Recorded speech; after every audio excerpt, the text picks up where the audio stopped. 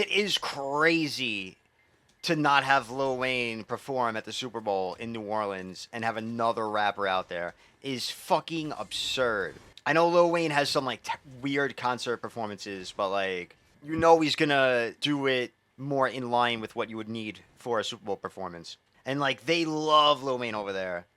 I remember talking to this guy at a casino about because he was from New Orleans, and I was like, "Yo, what do they think of Lil Wayne over there?"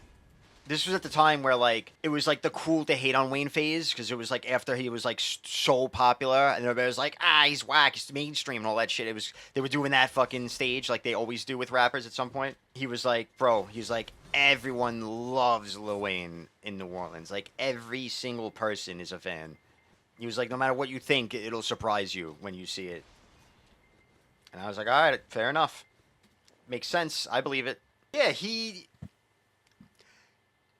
I always like to talk about how, like, people are like, oh, who's the best? Biggie, Tupac. I'm a New Yorker. I think Big L was, like, the coolest rapper ever. But still, all these people, as much as, like, they were amazing, they weren't around long enough. And what I mean is, you didn't get to see how they were gonna evolve. Not all rappers and musicians can evolve. A lot of them keep the same sound forever, and they get stale and they die out. Evolving and keeping it creative is the real challenge for these like top tier musicians and rappers and all that.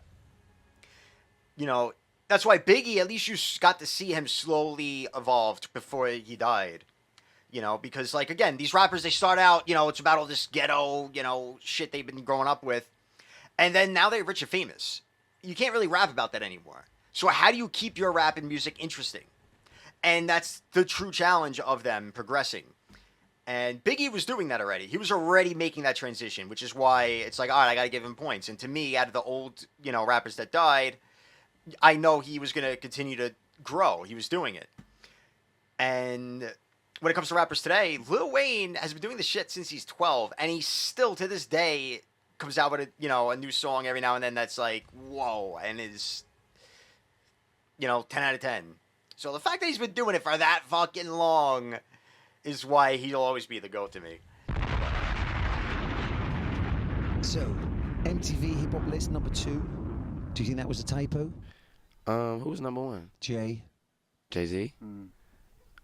No, that's cool. It's okay. That's Drake okay. number 3. That's okay. I thought Drake was going to be number 1. M's not even on the list. Eminem? Who else was on the list? Gooch. Yeah, Gucci was on the 6, Rick Ross. Gucci who? Gucci Mane? Was on the list and Eminem went on the list? Shout out my nigga Gucci. Shout out my nigga Gucci.